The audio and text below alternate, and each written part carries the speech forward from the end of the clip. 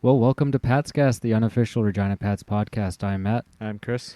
and we are a proud member of the Saskatchewan Podcast Network. This is our episode for November 3rd, 2019. Inglot gathers it up off the inboard, snaps his shot, scores! Joe Inglot's got his first in his Western Hockey League career. Winning, right circle Zach Smith, he'll shoot and score! Zach Smith's got his first in the Western Hockey League. Dumped back in by Feist. Bailey forked to it, first below the Raider goal line, centers, chat for Nyhoff, and he scores! Okay, everyone, today we are live on the Twitter. We are live on the Twitter. We are live on the YouTube, and I think we are live on the Facebook as well. Something new we're trying here, a little changing things up a little bit. This actually stems from our partnership a little bit with the Saskatchewan Podcast Network, and they sent us a document, or I guess being part of it. And I was reading, streaming is a major, big portion of broadcasting and podcasts, and particularly YouTube. So here we are trying this out. It does have a live interactive segment portion of this too. We should be able to see all messages coming in, and they should show up there on the bottom of the screen. If you're watching. I guess that leads us to, we hope to be more consistent on this, because if you can kind of predict when we're going to be doing this, hopefully we can get some interaction. And we were talking about that today. It seems like Sunday evenings are the best for both of us. It seems to make sense. We've always liked Sundays to record, because it kind of finishes off this week, and it gives a few days to get the episode out and get information out leading up into typically a week that starts on Friday. We get the odd earlier games, but yeah, so it's something new we're testing out. I'd like to hear your feedback on that, and yeah, it's a little bit more fun. We have to be a little bit more on the spot and no editing, because it's live out there. So yeah, we've been going no editing for quite a while now. I know when we first started, we were terrible, and we were spending way too much time editing it and trying to sound better. But yeah, I would cut out all the ums and ahs, but I don't do that anymore. So you're getting all the ums and ahs and so's and buts. Yeah, I gotta cut down on those. It's so's. funny. We re-listen back lots of times and go, "Oh man, we all have our crutch words, right?" And yeah, even doing the interviews with the players, even the coach too sometimes absolutely will do it. I mean, it's just natural. Absolutely. So, I mean, yeah, we're getting better, and I think so. And this just feels like the next step. It's kind of the natural, seems to be the way podcasting and this stuff's going, is to have that streaming portion of it. So let's get into tonight, though. We have two games to talk about. Fortunately, two losses, but you didn't get to see the PA game. You had lots going on this weekend, but I did get to see it. Both games, I think, had pretty good efforts. Let's start with the PA game, though, on Friday, a 6-3 loss. As I was saying to you, it was not a bad game really up until the third period. There was a portion of the second period where we really carried the play. I was really impressed. Max Paddock had a great game. It was just, again, I mean, it's the same narrative of this season. It seems like the third period things fall apart, and we either get into penalty trouble or whatever happens, and we just run out of energy. And we're getting some comments from Moncton. Thanks, buddy. Well, the cliche is pucks in deep, 4 lines early. We all say that, but really, this game against PA, a very good team, held our own for a while, but it just seemed like once the floodgates opened, they were rolling in. Yeah, it looks. I just looking at the score sheet there. They scored a couple power play goals in the third period. PA did. Yeah, and it kind of went downhill from there, right? Like they scored the goal late in the second period to take a 2-1 lead, and like you said, they seem to have quite a bit of pressure and some good play. And yeah, it's kind of going back to earlier in the season where they were only getting 30, 40, 45 minutes of good play. Yeah. And the good teams, that's the thing though. The good teams play 60 minutes, and they will capitalize at the end of the game, right? Yeah. Some positives from it though. Dranglot got his first goal, and actually that really kind of perked up the team. I found. I noticed some really nice passing out of to exit our zone. Just some really nice. I don't know if they were orchestrated or if they just happened, but just some nice crisp passing. And this game in tonight as well, Riker Evans really standing out. I found I think he got a star even tonight. He got first star tonight. First star, yeah. He seems to be playing really well. Again, Paddock had a great... Sadov almost had another goal. So he seems to be stepping up into the play. Yeah, you get that more. One, and that gives you some confidence. Yeah. I asked Austin Pratt about that, so you'll hear a little bit about that in the post-game, the Red Deer. But get back to PA here. Yeah, Nyhoff got 2. He was actually on a 5-game point streak going into Sunday's game. Okay. So I don't think he got one tonight, but no, I don't think so.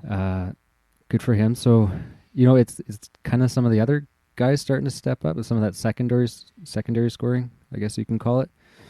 We seem to be relying a lot on Austin Pratt for a lot of it lately. And it's other guys getting some goals, which is awesome. Yeah, and you've seen that a little bit in the Calgary outdoor game, right? Scoring 5 goals in that game. So I'm hoping that would carry over. Yeah. A little lower scoring games this week, but maybe that's what they were looking for in this trade that they made this week, moving Duncan Pierce out for Caden Daly. Yeah, I guess we can talk about that. Kind of an odd trade. It's a straight up trade, player for player, both the same age, very similar statistics. I don't know. I don't know if it was just the sake of a trade for sake of a trade. Both teams are kind of struggling a bit, and obviously to different degrees, but just trying to change things up. Not change the culture, but maybe just give a boost or say, hey, if you guys aren't playing well, not that Duncan Pierce wasn't playing well, but just try to kickstart this team a little bit, right? And you can't say they're not trying to do stuff either. They're not just standing pat.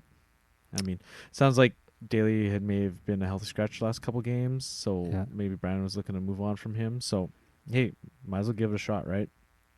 I guess I liked Pierce. He was I quite like. He was one of my favorite players actually. So sad to see him go.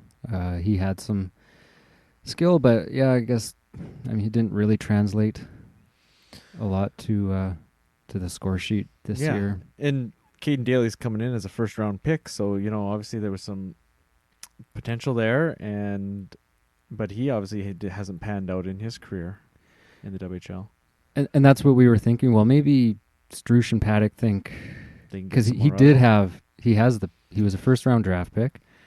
He's played some international hockey with Team Canada as U17, so he had the skill. He was an elite player at one point. He's just not living up to those same expectations now. Maybe they think they can get some. Yeah. I mean, he looked pretty good out there. He was all over. He's not afraid to be physical, so that's nice to see.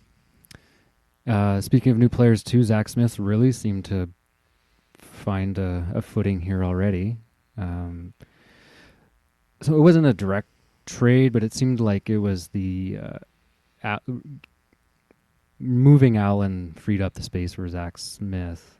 And I was looking, Allen had I think it was a total of 3 points in 38 games with us. And so here we are. How many does Zach have now? He's got 2, I believe. A goal tonight and an assist in the outdoor game. So he's already getting close to Blake Allen's points. And the fact that he wasn't signed, I don't know. I don't recall him being on the protected list that I can think of. But, maybe somebody will comment or let us know if he was protected at one point. Mm-hmm. I mean, he's obviously on the list now, but that he signed. But I mean, it seems like it's working out so far. he was the post-game interview. I don't know if you got a chance to hear it I yet. didn't hear it. No. It was good. He spoke well about this game. They played well. They felt actually they should have won this Red Deer game. And I guess we can talk a little about that now that we're alluding into it. But so Red Deer today, Sunday afternoon, 3-2 overtime loss. I thought it was a well-played game. Again, Zach Smith with his first WHL goal. Phil Nyhoff had a good game. He didn't get any points, so his point streak comes to an end. But there was that one. It looked like we think it was the same series. He had the hit of the night, and then that led into him drawing a penalty against him, just from being his sort of agitator self. And I like the maturity that he's not getting penalties at the same time. Yeah. So he's able to, that fine line of being a pest, yeah, right? Toe that line Yeah. where he can draw but not take. Yeah, because I think two guys kind of went at him in front of the net there. I'm not sure which got the penalty, but he drew the attention of two guys. Yeah, and like you see a couple of the video or maybe a couple pictures in the outdoor game where he's always smiling. He gets out of the net and he's just got a huge grin on his face, right? So yeah, he's obviously, and like we talked about it last year, he was getting under the guy's skin as well. So you got to have that a little bit, right? You draw those penalties, and the team has been drawing penalties this past October, I guess, not the month, but we were averaging over 5 power plays a game, which is one of 2 teams in October. Right. So that's an interesting stat. And we talked about it last week too. The look of the new power play here with more 3 on the kind of 3 blue liners and 2 down deep.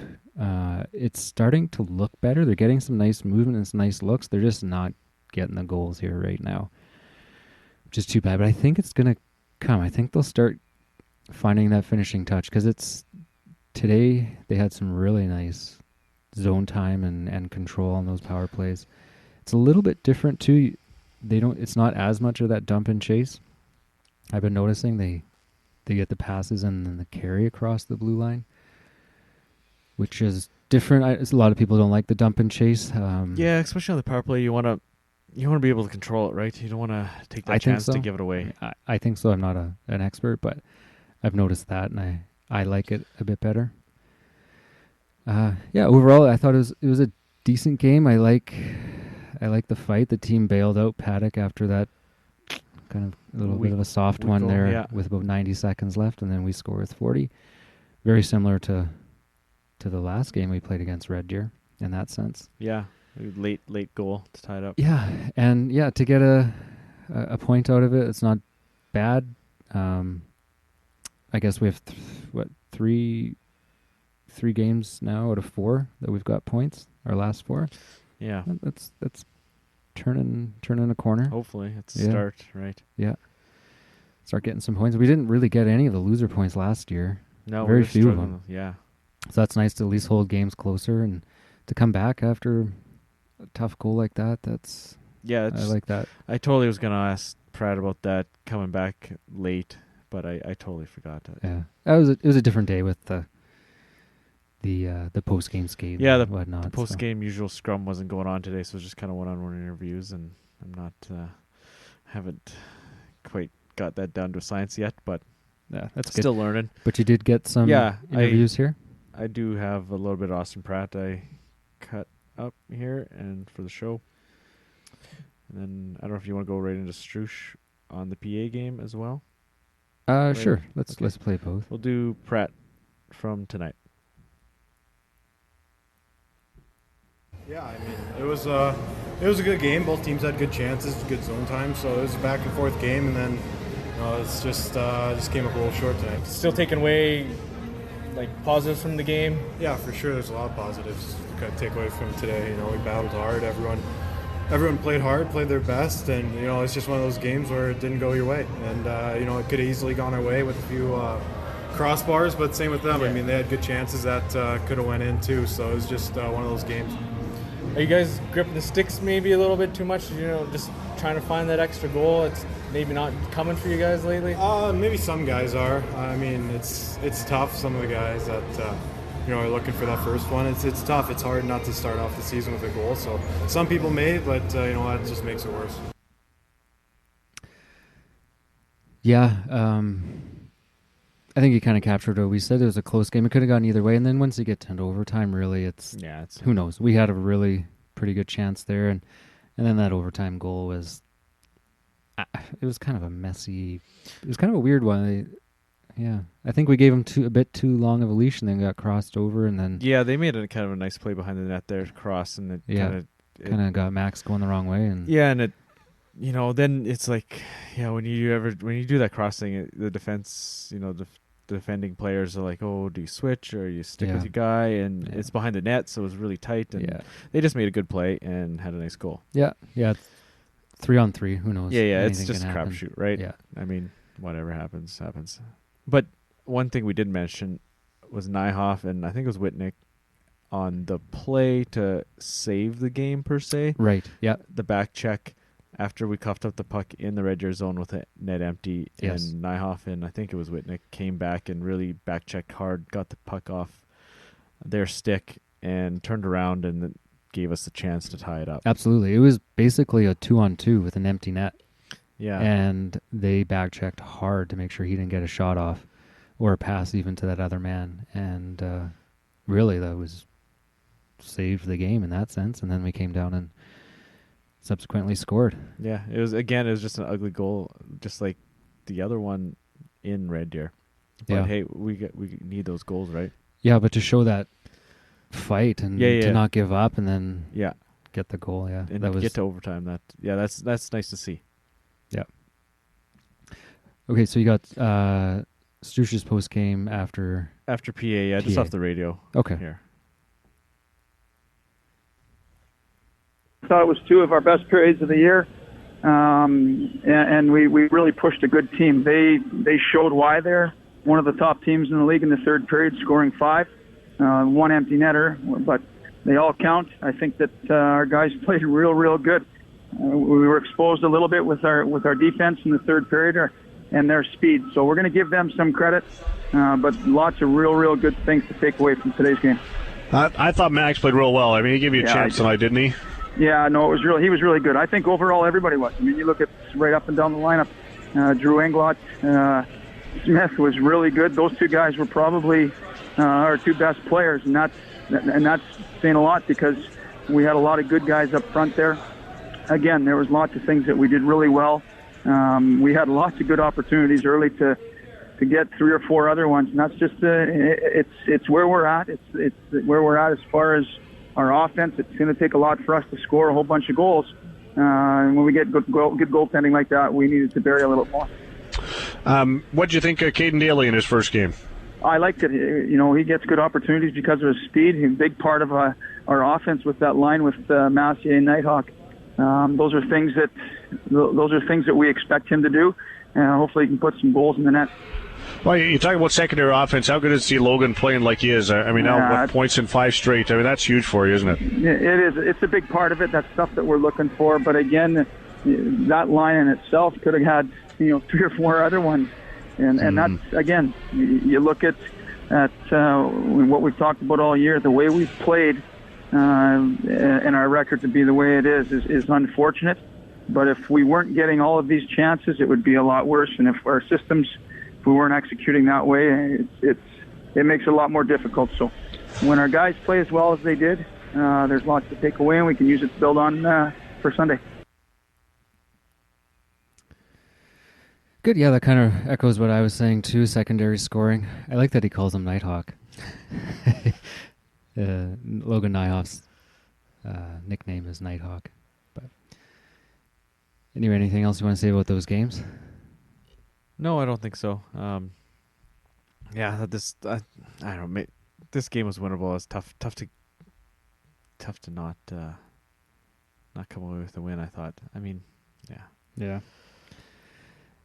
Yeah, it would have been nice to pull one out against Red Deer. I think those are the teams we need to beat. We need to beat the Swifts when we play I don't know who else is. From our division, it's Yeah. maybe the Brandons. If you can get splits with Brandon. Yeah, Brandon's not doing too well, right? Yeah. So Yeah. actually, there's one other thing. Smith getting some power play time already tonight. That's did, That's yeah. nice to see. Yeah. Obviously, they think highly of him. Obviously, Yeah. since they're bringing him in. But that, yeah, and and rewards him with a goal already. So maybe that's a nice little bright spot Mm-hmm. to look forward to here. Okay, before we move on, we'll get our trivia question out. Now, this has to do with you were somewhere watching a hockey game around Regina, and you mentioned an interesting fact that they play on a Olympic-sized rink. So it got me thinking, where in Saskatchewan has Olympic-sized hockey? Now, I'm not going to claim this to be an exhaustive list, so that's the trivia for today. Where in Saskatchewan is an Olympic-sized hockey rink? So while you're thinking of that, the Saskatchewan Podcast Network is supported by Connexus. Does money spark joy in your life or cause you stress? If you said stress, you're not alone. For 42% of Canadians, the biggest stressor comes from money. At Connexus, they care about your financial well-being. Money doesn't have to be stressful, and Connexus is here to help. The Connexus #MoneyTalk blog provides expert advice, tips, and solutions for all of life's stages and events. Check it out today at connexusmoneytalk.ca and start feeling confident and stress-free about your money. So just before you continue, so we got that podcast kind of survey. Yeah. And the one stat I seen, it was like, oh, people preferred it if you had fun with the ad reads. Like, it seemed like ad reads were generally accepted. Yeah. I mean, we weren't really planning to do any, but since we were prompted, we're like, oh, Yeah. okay, we'll look into this. Yeah, I don't mind. And so the percentage of people who enjoyed when the hosts have fun with the ad reads was generally more. So, Well, yeah. I'd like to take... I listen to Bill Burr's podcast. I don't know if you do. No, I don't. His ad reads are epic. Yeah. Like, absolutely. You actually want to listen to them? They're like part of they're a segment of the show, in my Okay. opinion. Yeah. So Yeah. we have to spruce them up. I mean, Yeah, we and I have a don't little bit- mind. yeah. Right now, it's Connexus, it's local, it's Yeah. it's not a. So we'll see where that goes. But Mhm. anyway, the trivia about Olympic-sized hockey rinks. So you can just give a little info on. Yeah, so I was in Wilcox. Actually, if you're following the Twitter, I was there tweeting out some pictures, watching some Elite 15 action this weekend. There's a kind of it was regular season action, but there's a few teams in town, and my nephew plays for OHA Edmonton, so went and watched him play this weekend, and yeah. So an Olympic-style rink is 100 feet wide by 200 feet long. Yeah. So it's not any longer because an NHL rinks now standard is 85 by 200. Yeah. So when I watch it on TV, I always thought it was long. It looked it's just Yeah. wider, right? Yeah, it's just wider, yeah. Yeah. And so in Saskatchewan, there's Wilcox, obviously, as you just mentioned. The new university has in one. Saskatoon? Yeah, in Saskatoon has So one. They They have have double. I don't think the Huskies play on it, but they have one there. yeah, because they have two rinks Yeah, there in the yeah. new facility. And then Davidson claims they have an Olympic-sized rink. I looked into it a little bit more. It's a 90 by 200. Oh, okay. So really, if you're thinking about it, 90 is closer to 85 than it is 100. Yeah, that's what I was just thinking. Yeah. So they said an Olympic size arena. I don't know what that means. So Davidson, you're Arena, not Yeah. nice. yeah, I don't know, they're trying to pull a quick one here. So and I don't know if there's any others. If anybody knows, let me know, because that was my Google search didn't go too deep. Yeah. There was a list of every rink in Saskatchewan, but you'd have to click on each one. Oh, yeah. And I wasn't about to Yeah, do yeah, that. yeah. So It's too many. there was a lot. Yeah. There's yeah. So then I was asking my sister about what my nephew thought of the big ice, and he's like, yeah, it's not bad. But apparently their home rink in Edmonton is actually smaller than 200 by 85.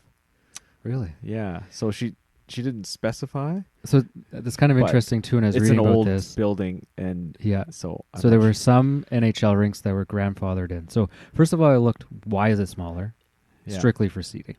Oh, okay. That was the only reason they did it. So North America just decided, They want to fit more people in, Yeah. right? It's all about Okay. the money. So some rinks were grandfathered in, particularly the Boston. Yes. Yeah. The Old Garden was 83 by 191. Okay. Yeah, I knew that one was smaller. Chicago was Stadium. 185 by 85. So they were shorter. Same width, but short. Yeah, and 185, Buffalo- That's 20 feet short. Yeah. Wow. That would be noticeable, yeah. right? It'd Well, be- especially remember.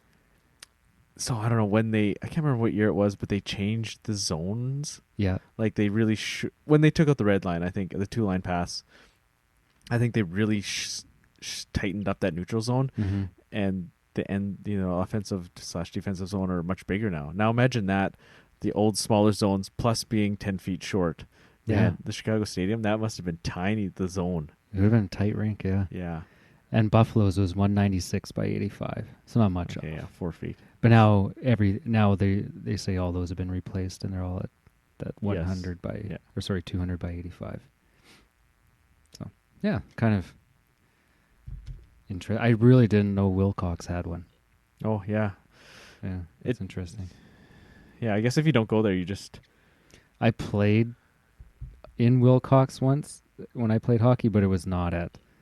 It was in the old, literally the old barn, I think. okay. And the Zamboni was like one you had to. You must have had to pull it or push it. Like it wasn't a motorized one. oh, It was old school. And I'm not that old either. well, I remember going to tournaments when I was young, and there was no Zamboni. The parents like shoveled the ice. Just shoveled, yeah. I can't remember where it was. I'd have to ask, but I don't know where it was. But I remember we went up. We had to walk up these steep stairs, wooden stairs, because the dressing rooms were upstairs, and they were just divided by literally like sheets, like in the the hospital, like you got a shared room, and you Oh, just yeah, like yeah. pull the just pull the sheet, and that was our dressing rooms, and we're like, I don't know how old I was, like pretty Yeah. small, and we're walking down these steep steps to go down to the ice, like on your skates, right? Like so Yeah. we're like 6, 7 or whatever it is, so like sure kids fucking fell down these For stairs, sure. Yeah. but I mean that was back in the day, like that would never happen now, right? Whatever, you fell downstairs, you just get up, shake cobwebs Yeah, out, and go and yeah. play. You got your gear Yeah. on, so Yeah. Yeah. So hopefully people kind of like that information. Going forward, let's talk a little bit about that article that you tweeted from Dub Network, Guy Flaming's article. Do you want to just give us a little? yeah, that was kind of a interesting article. How they're trying to get some more foothold into the U.S. market here, and obviously the Pats they've been to some degree success. They've been drafting some of these guys. Some haven't come, some have come, but as a league as a whole, they've held prospect camps in Anaheim and Dallas. So, they're trying to get the word out what the league's about, try to break into that, NCAA only mindset. Yeah. So, I mean, there's always sorts of kind of showcase tournaments here in Canada. You get those bantam tournaments like he mentions, the John Reed, stuff like that, where you get a couple American teams coming up because, it's all the scouts are coming to watch this tournament. So they want to do, and if you read it, I'll just kind of paraphrase it. They want to set up a couple more of those tournaments in the States where they have American and Canadian teams, but kind of focus on the American teams. And then, implement an American draft, just a 2-round draft. Now, the Q does have an American draft. I'm not Right. too sure how many rounds it is. But I think it's more for, like he says, optics. Like, Yeah. okay, you're a 9th round pick of the Regina Pats, and Yeah, that was interesting. Yeah, just the way it presents itself. So rather than teams taking a flyer. a late round flyer that maybe they'll come, now really it's almost the same thing, but now it's you're the first overall pick I mean, for the U.S. your draft. 2 flyers are going to be in the American draft instead of wasting Yeah, them. I mean, Yeah. you can still take some more flyers if you want. yeah, I mean, but you don't. You're almost like they're just giving you 2 American flyers, flyer pick Right. type, right? Yeah. So yeah, and then, like the optics. Oh, I'm a 1st round pick of the Regina Pats instead of a 9th round pick. right. Which may or may not pan out, as we saw with our buddy Daniel Gushin down there in Yeah, and even Tice Lematic. Yeah. I mean, he was a third. We spent a third on Yeah. him. Yeah. I mean, they were still holding out hope, but Yeah, and he went further on to say, even could it lead to divisions and yeah, that's kind of conference that's changes kind of and- more his kind of just throwing a dart out there. Like, do they kind of start moving more into the States, moving more south on the coast, stuff like that, or even back to like say like Billings or here in North Dakota, Montana, where there used to be teams in the WHL. right. So that's kind of more his idea, whereas the draft and these tournaments are happening for sure. So Yeah, because if you start thinking about, well, what does the States have that's comparable to the CHL, and it's really the USHL. yeah, That's tier 1 that's that comparable. that age, right? Because then you can get into NCAA, but there's that weird couple year Yeah, difference. And I was they- looking, USHL really it's is all east. east, like northeast. Yeah, northeast. Yeah, it goes into Nebraska, and the closest to the WHL would be Fargo, North Dakota, Okay. Yeah. which I looked up. I thought, well, maybe good to go check that out. And it's 800. Yeah. It's over 800 kilometers. So I mean, that's probably why we have a little better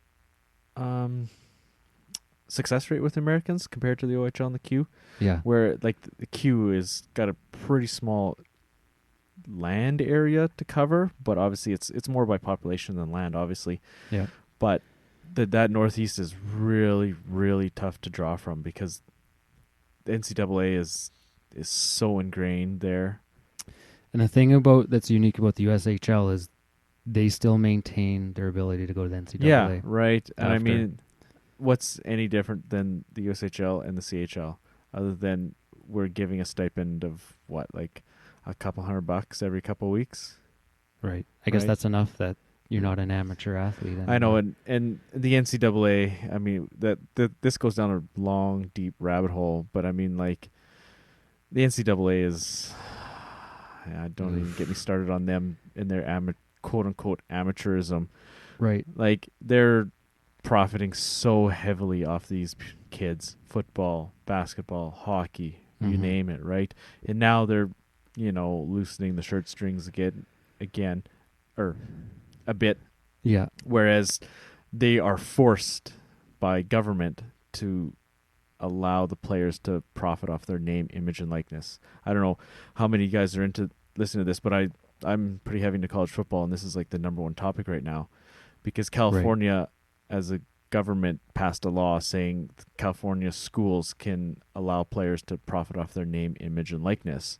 And the NCAA was just like, oh, well, we'll just ban you guys from competition. Like, they literally have no fucks. Yeah. They're like, we want the money all for ourselves. And so now other states have said, oh, we're doing this too, and now it's backed them into a corner, Right. making them So force it's them still into allowing only off their name, like whatever image the- and likeness. Yeah, Yeah. yeah. So So- you can sign some pictures and sell Yeah, them. yeah. Or you can maybe advertise for a local company like, hey, come down to Joe Blow's car dealership or Yeah. mattress center and stuff like that. I mean, you look at Nick Saban, he makes what, $8 million a year head coach for Alabama? That could be scary. That can I know. really open up, That's- because then you could, just like you said, that local sponsorship Yeah. or stuff like that can really I know, start to it's sway how- people. Well, Where there's the boosters that can, I know, how are which they is gonna already police it happening, but now it can be officially? totally official. And yeah, Yeah. we're gonna pay you $1 million to talk for Yeah. Capital Ford Lincoln and come play at Yeah. the U of R. Hey, maybe that's But that kind of money probably isn't that unrealistic. No. And I know those boosters have tons of money. And obviously, I mean, look at what happened today. I mean, we're getting down a long rabbit hole here, but Willie Taggart, Florida State coach, just got fired. Okay, yeah, it's tough to see a guy get fired. Well, yeah, but he's got a contract, and he gets a $17 million buyout. Yeah. So they're paying him $17 million to go away. That's how much money these boosters have, especially in the South. You look at the Texas and Florida, stuff like that. They got money just to make these guys go away because they're not doing very well. Yeah. So, I mean, there's some changes coming, and yeah, I don't know. We'll see what happens. I'd like to know the W or the CHL rules too, right? Because you don't see Pats ever do anything. All you really see is promos for CKRM, like you're listening to 620. Yeah, I mean, You they never had like see- sub of the month. Remember when they had sub of the month Yeah. kind of thing, and Pizza too, pizza. yeah, them. the tap Lancasters. But I've always wondered, like bobbleheads. Yeah, they That's never do always current passed. players, right? It's always past or the coach. But I mean, another thing is they sell jerseys with the name on them, Yeah. whereas NCAA you can't. I mean, Yeah. I can't remember which guy it was, but he called out the NCAA on that because I can search a certain player's name and it'll come up with their jersey. Yeah. Sure, the jersey doesn't have their name on it, but it's their number. Yeah. So he's like, you guys are just, you guys are doing it too. And then, so he basically, Jay Billis, that's who it was. And he basically said, well, you guys are doing it. So then the NCAA shut down their own shop website because he called them out. So I know it's yeah, It's interesting. interesting. Yeah. See where that goes. Do you know, reading this article kind of got me thinking, wouldn't it be kind of neat if the USHL champion came to the Memorial Cup? Oh, that'd be interesting. You know? So you could either... There's always been bitching and moaning about the host getting in. So what if the host didn't and you had USHL champion? That's, Wouldn't that be that's pretty kind of cool? That's an interesting idea. I've never Or heard somehow that yet. get 6, so then you have an even... Yeah. Just North American Junior Hockey Championship. Yeah. Maybe not. Is there... the USHL, I think, is the only... Well, they do have the NHL, North American Hockey League. Okay. I think that's more like tier 2. Like they yeah. kind of classify it as the second tier. Maybe the U.S. national team. Or would that be unfair? Well, yeah, they have their under 17 team and their under 18 team. Which both I think they both compete in the USHL, do they not? You had the map up yeah. there. I'd But have to... I mean, Wouldn't that be kind of cool, though? that'd be interesting. They really grow the Yeah. brands. But that's the thing with the Memorial Cup. It's all about Canada. Like, it's never going to be in an American city again.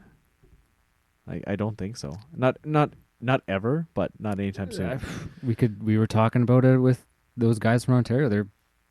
Yeah. It's becoming either have to make it bigger and expand or make it smaller and because there's only so many places that can host it. Right. Yeah. Right. Yeah.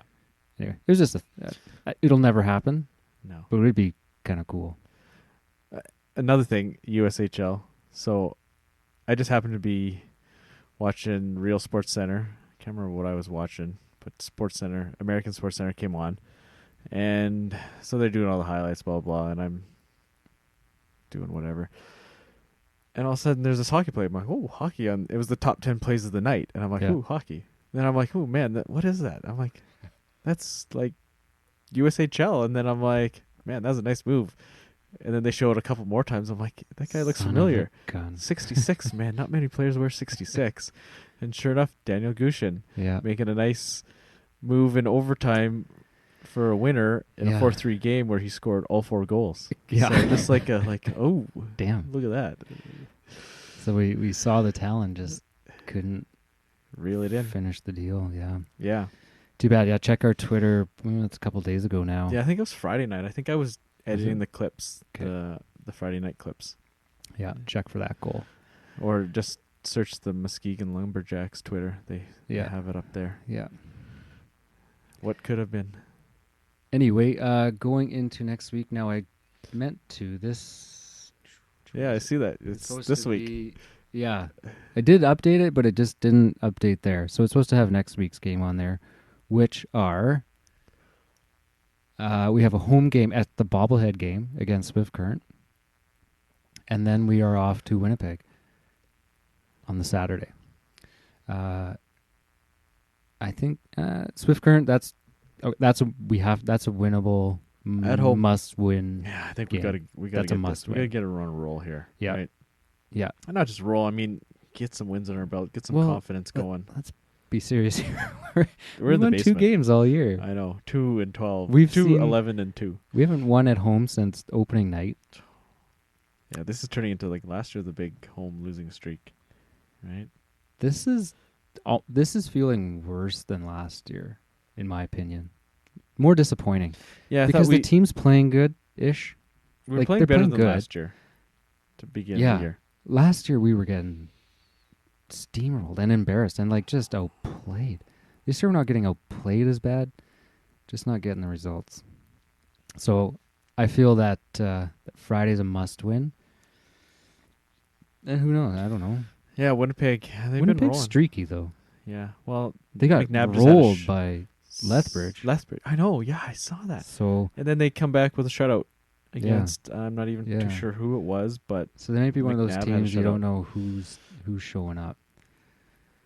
yeah. So I don't know. But- Let's go for 3 points Okay. this weekend. Okay. Feeling confident. Yeah. Yeah. Why not? If we can get a win, I'll be Yeah. happy with a win. I don't know. Here we are. It came up again this week. Was it worth? When the discussion was going on again. Was it worth it? I know, and people are starting to lean People towards are the feeling, no to move to the other side of the fence, and yeah. yeah. And we're even talking tonight, like what can you get for some of these guys at the trade Well, deadline? yeah. Looking at our picks this year, we have the first, and then I don't have it up here, but there's not this year's not flush. Last Yeah. year was better, Okay. so we'll start to see those guys come through. But I don't know, and I don't know who's our assets. You're not getting I think first you for can any of our get guys. I think you can get something decent for Pratt. Like you're gonna get a 20 back, obviously. So we were talking about Hyman's. It was a third. It was a third. Okay, so Yeah. if we can't get a second for Pratt, then You'd get a third. I think you At can get best. a second. You think third at best? I don't think you're getting a second for Pratt. I think we can get a second. Paddock can work his magic. I'd I love mean, to if see you it. get a third I'd love to. for Hyman, because if anybody was watching those first games with Hyman, I'm sure he put up some points, but man, he struggled defensively. But he turned it around. Like I asked a couple times, the Dub Network guys, how's Hyman looked Yeah. in that Yeah. once he got to Seattle or Tri-City, I mean, and they said, man, he's been good. So I mean, good for him. I mean, so if we get a third for Hyman the way he looked here, I think we can get a second for Pratt. Okay. Like I hope so. Yeah, no, for sure. Yeah. That would be nice. I mean, that being said, the hockey hasn't been unenjoyable. Like tonight was a fun day at the rink. It was not a bad game. Yeah, kind of evenly matched teams. Yeah, So it yeah. was back and forth. Yeah, it was good enough. Yeah. But let's hope for better this weekend. Let's get that win against Swift, and then see what we can do against Winnipeg. Yeah. Then there's only one game the week after. PA it looks like, right? Right. Right. So 2 this weekend and just 1 next weekend. Yeah. November's not a bad schedule. It's nice. Get healthy, light. get kind of gel up here a little bit, and then into that long road trip, which can be pretty good. Or Yeah, right after pretty bad. PA is Calgary, and then we're off. Yeah. Have to maybe move that calendar. I know. We moved the calendar, but then we got a new monitor right here so Yeah. we can see all the comments. And now we're looking Yeah. over the... Yeah, we'll have to adjust it. But- okay, well, let's wrap up for today. I think we rambled long enough. Thanks for everyone for listening. Again, we will try and do this more consistently for you Sunday evenings. I would say, and we'll put out some alerts a little bit earlier, leading up to it as we get a little more used to this. Again, we're live on the Twitter, the YouTube, and the Facebook. It's just funny saying it that way. And that is totally open to you guys to respond during the broadcast. We'll see and speak to it. Good? Definitely. Yeah. All right, well, let's wrap it up for tonight. We will see you guys at the rink on Friday. Have a good night. Good night. Bartow back on it for Red Deer, trying to swing it around the boards. That's blocked by Logan Nyhoff. They jam it in front. Great shot, scores! Austin Pratt with 40 seconds left. He did it again. He scored against Red Deer with 15 seconds left 2 weeks ago to tie it. Unbelievable. If you're sitting in your car because you were thinking that, hey, we might as well beat the traffic here, you just missed an unbelievable play